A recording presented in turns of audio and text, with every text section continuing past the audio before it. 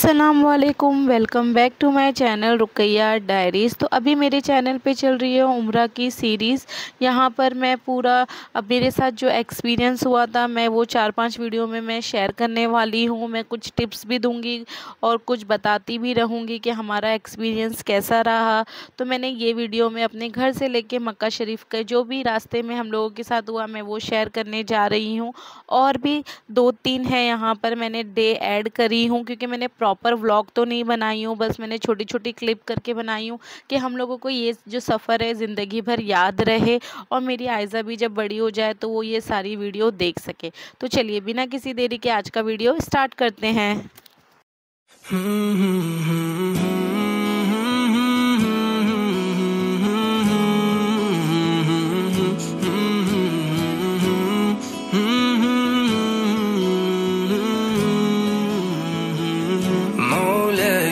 صلي وسلم دائما أبدا على حبيبك خير الخلق كلهم مولاي صلي وسلم دائما أبدا على حبيبك خير الخلق كلهم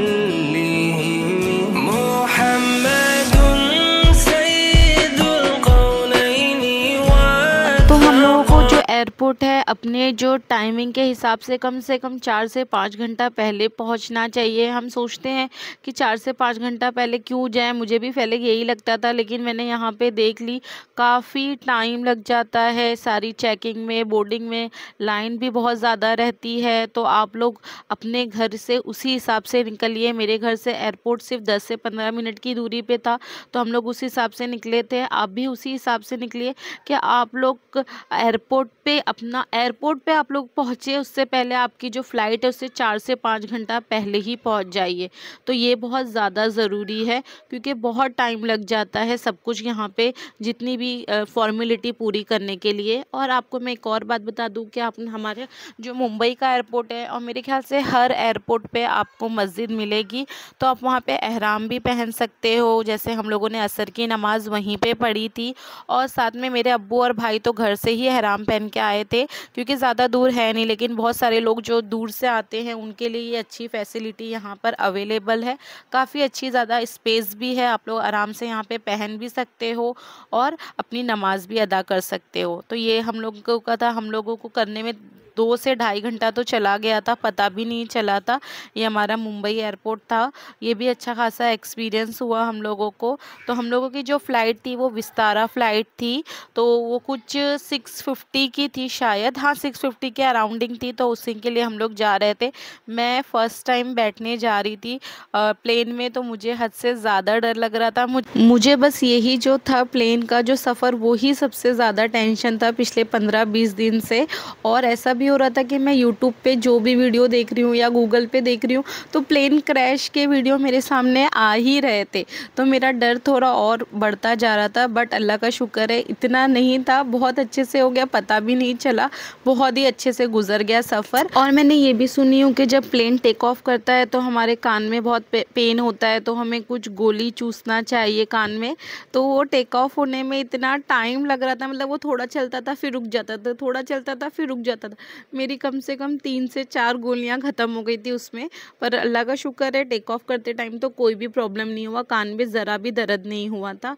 और मेरी बेटी की एक बात भी मैं बता दूँ आप लोगों के, जब वो फर्स्ट टाइम प्लेन पे बैठी तो उसने सबसे पहले यही बोली कि मम्मा मैं कोई सपना तो नहीं देख रही हूँ।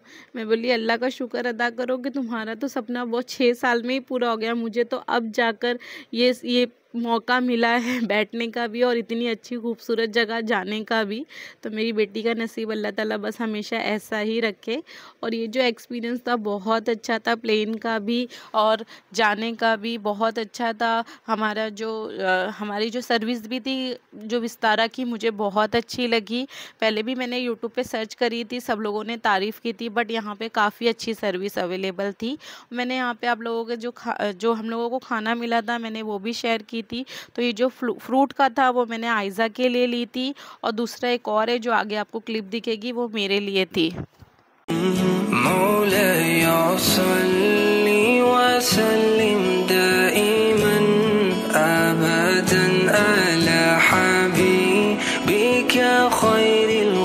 الخلق كلهم مولاي صل وسلم دائما أبدا على حبيبك خير الخلق كلهم।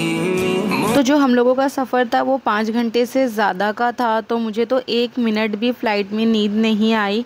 तो आयज़ा यहाँ पे मैंने जैसे उसके लिए कुछ टॉयज़ रखी थी तो वो उसके साथ खेल रही थी, और साथ में मैंने आप लोगों को ये भी बताई थी मेरे पुराने वीडियो में कि अगर आपके साथ बच्चे जा रहे हैं तो आप ड्राइंग बुक भी रख लीजिए। और मैंने ये बुक रखी थी अपने लिए पढ़ने के लिए कि उम्रा कैसे करना चाहिए, मेरी फुप्पी ने दी थी, तो हम लोगों का टाइम इस तरह से हो जाए। और तस्बीह पढ़ते जाने चाहिए, जितना लब्बैक पढ़ सके उतना पढ़ना चाहिए। तो यहाँ पर आप लोगों को वाईफाई की भी फैसिलिटी मिलती है, जैसे ये मैं दूसरे मोबाइल में देख रही थी कि अभी हम लोग कहाँ पहुँचे हैं। तो ये इस तरह से भी आपको वाईफाई में बहुत सारी मूवीज़ रहती है, कार्टून रहती है, बट ये एक ऐसा सफ़र है जहाँ पे हम जितना तस्बीह पढ़ सके, जितनी कलमे पढ़ सके वो ज़्यादा अच्छा है। तो मैं वही पढ़ ही रही थी और मुझे तो नींद नहीं आई थी, बट बाकी लोग सब थक गए थे तो उन लोगों ने लाइट भी ऑफ़ कर दी थी। तो आयज़ा का तो 2 घंटे का सफ़र सोने में ही गया, वो आराम से अपना सफ़र सोते हुए ही गई थी। बट मैंने जैसे आपको बताई कि टेक ऑफ़ करते टाइम तो कान में कुछ भी नहीं हुआ था, जब लैंडिंग करने के टाइम पे कान में अच्छा खासा दर्द हुआ था।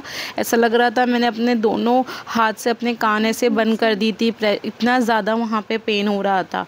उसके बाद जब वो ज़मीन पे पहुँच गए हम लोग, जैसे फ़्लाइट से उतर गए हम लोग, तो वहाँ पे बस की सर्विस रहती है, तो बस ने हम लोगों को एयरपोर्ट तक लेके गई। ये एयरपोर्ट की मस्जिद है, यहाँ पे हम लोगों ने इशा की नमाज़ पढ़ी और मगरिब की क़ज़ा नमाज़ पढ़ी यहाँ पर हम लोगों ने।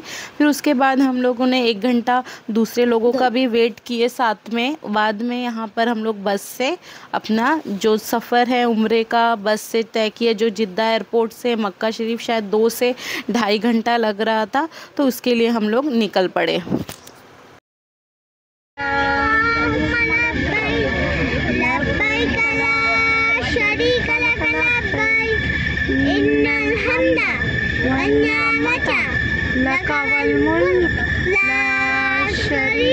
कुछ रात के 2:30 या 3 बजे हम लोग होटल पहुँचे। हम लोगों ने उस वक्त ही डिसाइड किया था कि उम्रा करने जाएंगे, लेकिन हम लोगों के साथ कुछ बुज़ुर्ग लोग भी थे और हम लोग भी बहुत ज़्यादा थक गए थे, क्योंकि एक दिन पहले से सुबह से जगे रहना और मुझे फ़्लाइट में भी नींद नहीं आई। तो हम लोगों ने फिर सब लोगों ने डिसाइड किया कि हम लोग यहाँ पे नाश्ता करने के बाद जाएंगे। तो ये हम लोग का होटल का छोटा सा क्लिप मैं आप लोगों को बता रही हूँ कि हम लोगों का जो होटल है वो इतना करीब था कि जो क्लॉक टावर है वो एकदम करीब ही दिखता था। माशाल्लाह बहुत ही अच्छी सर्विस थी वो टूर की, बहुत अच्छा लगा था। इसके बाद हम लोग नाश्ता करने के बाद जा रहे थे अपना पहला उम्रा करने के लिए। बहुत अच्छा एक्सपीरियंस था, दिल में इतनी हलचल, इतनी गुदगुदी हो रही थी कि काबे को पहली बार हम लोग देखेंगे, रोना भी आ रहा था। वो फीलिंग शायद कोई बता नहीं सकता, उस टाइम पे ऐसी अलग सी फीलिंग थी। तो ये बस के टाइमिंग पे मत जाइएगा, बस का टाइमिंग पूरा अलग ही रहता है। तो माशाल्लाह बहुत अच्छा एक्सपीरियंस रहता है। वो फीलिंग, वो सोच मैं आप लोगों को बता नहीं सकती हूँ। बस ऐसा लगता है कब हम लोग पहुँच जाए। तो भी हम लोगों ने 4-5 घंटा रेस्ट करने के बाद किए थे कि हम लोग से उम्रा करने में कोई भी गलती ना हो, हम लोग प्रॉपर अच्छे वे में सब कुछ कर सके। तो ये जो मैं क्लिप अभी शेयर कर रही हूँ, हम लोगों का पहला उम्रा हो चुका था। मैंने उम्रा करते टाइम कोई भी वीडियो नहीं बनाई थी, मोबाइल नहीं निकाली थी। ये हम लोगों का हो चुका था। वहाँ से हम लोग ज़ोहर की नमाज़ पढ़कर फिर अपने होटल आ गए थे। फिर रात में वापस से हम लोग गए थे, कुछ नमाज़ें वहाँ पे पढ़ी, तवाफ़ करे। उसके बाद यहाँ पे जो हमारा जो डे 2 है यहाँ पर कंप्लीट हो जाता है। यहाँ पे थोड़ा हम लोग ने थोड़ा एक देखे भी एक दूसरी जगहों को, क्योंकि पहली बार गए थे। उसके बाद जो डे 3 था हमारा, उस दिन फ्राइडे था। तो फ्राइडे तो हम लोगों ने ऑलरेडी सुन चुके थे कि बहुत ज़्यादा रश रहता है, तो हम लोग वहाँ पे 10 बजे ही निकल गए थे नमाज़ पढ़ने के लिए कि हम लोग को एक अच्छी सी जगह मिल जाए कि हम लोग वहाँ पे आराम से नमाज़ पढ़ सके। हम लोग अभी यहाँ पे जुम्मा की नमाज़ पढ़ने के लिए बैठे हुए हैं। यहाँ पे देख सकते हो आप कितना ज़्यादा रश है। हम लोग यहाँ पे 10 बजे से आए हुए हैं और अभी तक पौने 11 ही हुआ है।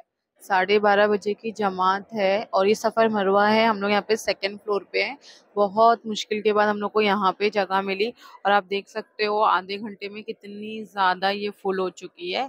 और अल्लाह का शुक्र है, कल हम लोग का एक उम्रा हो चुका है। इंशाल्लाह, और आज भी करने का इरादा है। तो मैं आपको एक और बात बता दूं कि जुम्मा के दिन काबा शरीफ में और मदीना में दोनों 2 अज़ानें होती है, 11 सवा 11 बजे के बाद होती है और एक होती है जो हमारा ज़ोहर का टाइम होता है उस टाइम पे। तो हम लोगों से वही गलती हो गई थी कि जब हम लोगों ने 11 बजे अज़ान सुने तो हम लोग जो 4 रकात सुन्नत है वो पहले ही पढ़ लिए। फिर मैं मोबाइल में चेक करी, मेरे लिए टाइम नहीं हुआ है, मैं सोची शायद मुझसे ही कोई गड़बड़ हुई होगी क्योंकि नई प्लेस थी, अभी इतना समझ में नहीं आया था। फिर बाद में वापस से अज़ान हुई और हम लोग होटल में आए तो मैंने फिर अपने अब्बू से पूछी। तो ये चीज़ें भी ध्यान दीजिएगा। और आप जैसे देख सकते हो कि कितना ज़्यादा रश है जुम्मा का। मैंने अपनी लाइफ में पहली बार इतना ज़्यादा रश देखी हूँ, जो हम लोगों को वहाँ से निकलने में कम से कम 1 घंटा लग गया था। जैसे आप देख सकते हो कितना रश है। और एक और चीज़, आप जाने से पहले जमात के साथ नमाज़ पढ़ना ज़रूर सीख कर जाइए। ये बहुत ज़्यादा ज़रूरी होता है क्योंकि वहाँ पे हम जमात के साथ ही नमाज़ पढ़ रहे हैं और हमें ज़िंदगी में ये मौका कभी कभार ही मिलता है, वरना हम जहाँ रह रहे हैं वहाँ पे मस्जिद में जाके तो नमाज़ नहीं पढ़ सकते। तो जो आप नमाज है घर से ही सीख कर जाइए। और मैं एक और बात बता दूं आप लोगों को कि हर नमाज के बाद वहाँ पे जनाजे की नमाज़ पढ़ाई जाती है। तो लेडीज़ को जनाजे की नमाज़ नहीं पढ़ना होता है, बहुत सारे लोग वहाँ पढ़ते हैं बट नहीं पढ़ना होता है। तो ये सारी चीज़ों का आप ध्यान दीजिएगा। इसके बाद हम लोग मस्जिद अपने होटल गए, फिर खाना खाने के बाद हम लोग मस्जिद आयशा जा रहे थे दोबारा नियत करने के लिए। अगर आप वहाँ पे हो तो मस्जिद आयशा जाके दोबारा एहराम की नियत करके आप अपना सेकेंड उम्रा भी कर सकते हो। वहाँ की गवर्नमेंट ने बहुत सारी ऐसी फैसिलिटी या बस दी है जो फ्री मस्जिद आयशा लेके जाती है, बट हम लोगों का वो साइड था तो हम लोग उतना दूर तो नहीं गए। तो अगर आप अपनी पर्सनल टैक्सी कर रहे हो तो 10 रियाल लेते हैं पर पर्सन का, लेके जाने का और लेके आने का 10 रियाल है। तो जहाँ से आपको बैठाएंगे वहीं पे लाकर छोड़ भी देंगे। तो मस्जिद आयशा मेरे ख्याल से 15 मिनट दूर है। आप वहाँ जाइए, नियत करिए, नमाज़ पढ़िए और वो वापस आपको लेकर आ जाते हैं।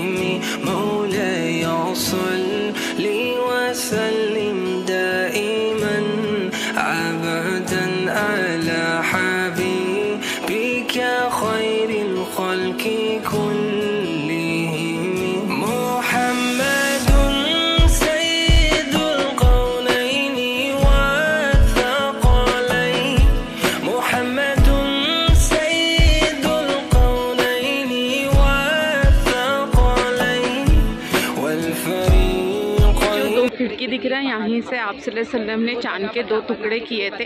पहले तो वहाँ पे पहाड़ था बट अब निशानी के तौर पे ये ऐसा बना दिया गया है। ये क्लॉक टावर देखिए।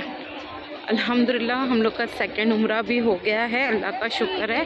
रात के अभी 11:15 बज रहे हैं। अभी हम लोग होटल की तरफ जा रहे हैं। बहुत ही ज़्यादा थक गए, बहुत ज़्यादा, बट अल्लाह ताला ने सब आसान करे और हमारा उम्रा कबूल फरमाए, आमीन।